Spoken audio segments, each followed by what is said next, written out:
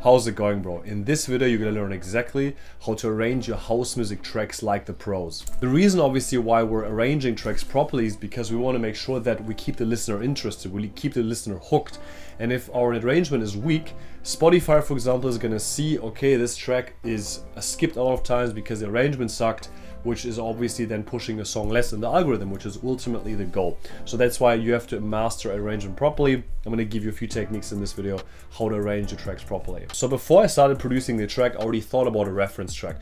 My reference track is Dreaming from Dom Dollar. And what I basically did, I tried to analyze what exactly makes this track so amazing, because this track from Dreaming from Dom Dollar, for example, is a very repetitive track. Even though it is house music, there is not even once a hi-hat or a clap playing in the whole track. And as you can see, this whole track goes on for like 2 minutes and 47 seconds, which is insane if you think about it.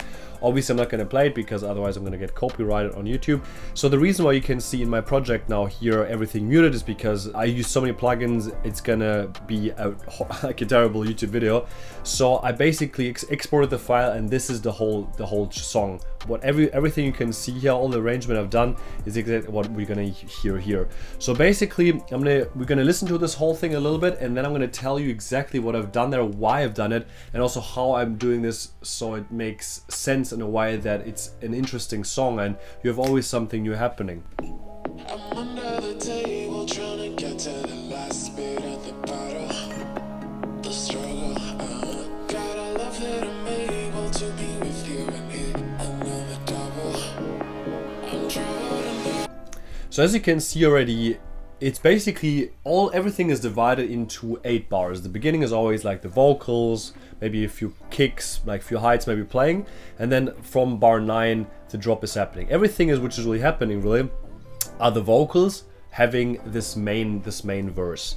But then what is also really important is the fact that those other instruments like the synth, for example, they're changing. There's modulations happening. So for example, this is the synth in the background and there's some movement happening. Global mix, which is isotope trash. So this is basically a saturation wet dry automation that I've installed in my mixer channel here. Then I have also relay, which basically says how wide the sound goes, because there's always something happening in the sound. So that's definitely one of the first arrangement tips. Definitely try to automate your elements a lot, because they're gonna create involvement and movement, and that's going to keep the listener interested as well. Then I have also this kick obviously, which doesn't play a normal pattern, it plays with multiple kicks as well sometimes. Then I have also high pass, low pass filters, which basically open up the closer we get to the drop. For example, from the kick, let's go quickly to the drop.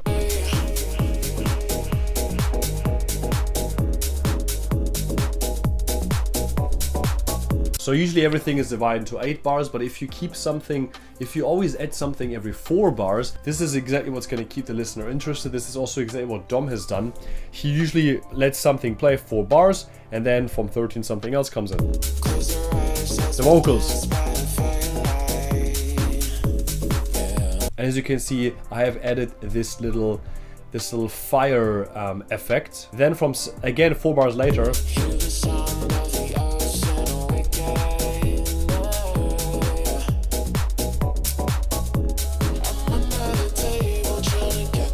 so every 4 bars something is different. Then you have again some new synth loops coming in here, which is this one here. I call them basically the Wiz Khalifa plug, but even they start, as you can see here, with a low pass filter. So even there is some sort of movement happening in those plugs, which is again keeps listener interested. Also then every time a new verse starts, this one here,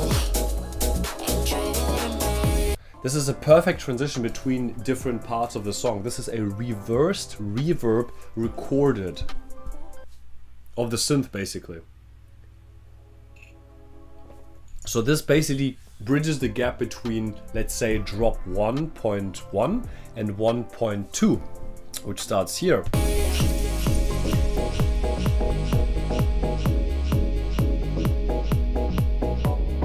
So as you can see again, there's now just kick and bass playing. 4 bars later we have a kick and bass and clap playing, and a synth.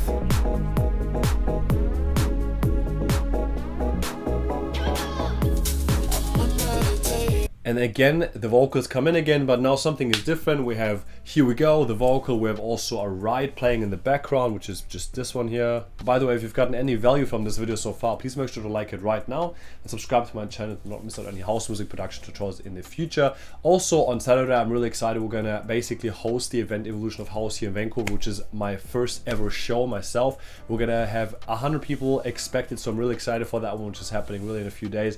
The set is already all prepared. Tickets are mostly sold. We have maybe 20-30 tickets left or something. I'm really excited for this.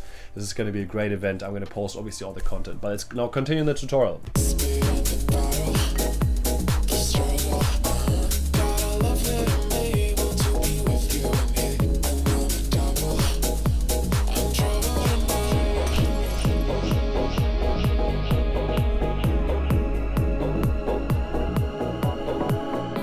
As you can see here in 45, there's another build-up happening with, for example, a riser and stuff, as you can see here. But this build-up basically leads into a breakdown, which is basically taking the energy away again. This is something which is basically unexpected, which basically keeps the listener extremely interested. Like, wow, what's happening here?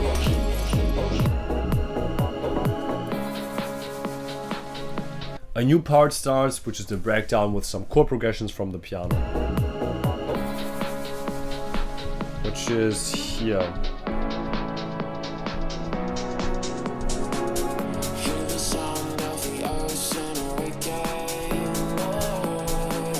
Four bars.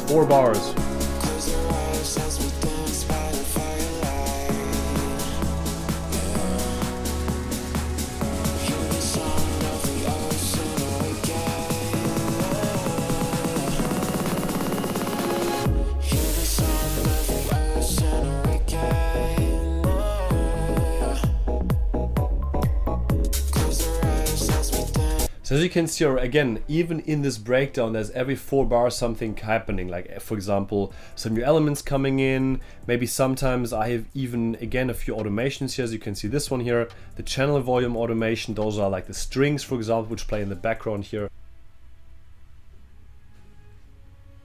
It's all layers again, you know? So yeah, and then on the drop, we have something happening which is unexpected. We have no hi-hats, no claps playing. We have just a kick and bass and then some white noise coming in out of nowhere.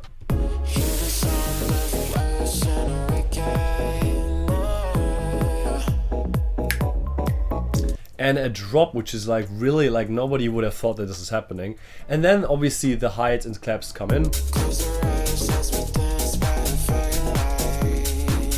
Fire, reverse reverb, and then again we have a crash happening. So as you can see, pretty much this is the whole way how arrangement makes a lot of sense, because you're always taking elements away. You have a build-up happening which leads into a breakdown, or a build-up which leads into something new, a new synth coming in. But then also you have to test synth. Like this track for me, because there's so many elements playing, we always have to test what exactly are you doing, what exactly makes sense here. But I really hope that this tutorial could help you. Arrangement is definitely one of the topics that I'm trying to improve on the most this year, because my tracks have been very repetitive in the past, and I think if you master arrangement, you're able to add something every 4 bars, and even then sometimes add a little effects, like little throw-in sounds, like little ear candy, that's how they call it. That's gonna make your track sound way more interesting, and that's exactly what Dom has done as well. And Dom's track is a little bit shorter, obviously. He was able to do this, what I'm doing here, but in a shorter track and without claps, without a hi-hat in general at all. But the track is never boring, because there's always elements coming in, going out, synths come in, then there's no for example, no synth playing, then there's no vocals. Like it's always the alternation for your brain. And if you're able to have something come in every 4 bars, that's the most important. 4 bars, not every 8 bars, every 4 bars to every 2 bars. It's the same as basically if you create a reel on Instagram, you want always to some b-roll to come, and you always want to have, let's say, the spoken text, the spoken word here to appear, which keeps the brain interested, because nowadays we all have a TikTok brain, I guess. So that's why I throw those sounds in. I really hope this video could help you a little bit. Obviously, if you're now still struggling, I'm also offering one-on-one online coachings where I'm basically guiding you exactly how to do this, what we're doing here. If you're, for example, struggling with one of your tracks, like mixing wise, arrangement wise, we can work on this track together. That's exactly how I'm doing this coaching, so you can improve faster, someone who can help you straight away without having to watch all those tutorials. Here are obviously a few of my client results. I don't have anything else, but I definitely learned a lot, man. I really appreciate it. You're very welcome. I definitely wouldn't have found any of this stuff out on my own. Hey, what's up everybody? It's your boy Xenoman, electronic and techno music producer from Hamburg. I took a one-on-one coaching with David Fritz. We met via Zoom and we got along right away. And he gave me a coaching regarding record box and preparing DJ sets for gigs. He shared his screen with me and he guided me step by step through record box. And thanks to his coaching, I'm now pretty confident that I'm able to prepare my own DJ sets with my own songs and will hopefully be able to play live gigs soon. New single dropping soon, stay tuned. But yeah, if you want to find out more about this online coaching, just message me privately over Instagram. The link for that is under this video. And make sure also to check out this video, which explains exactly how to produce Avicii type house music, a really easy tutorial.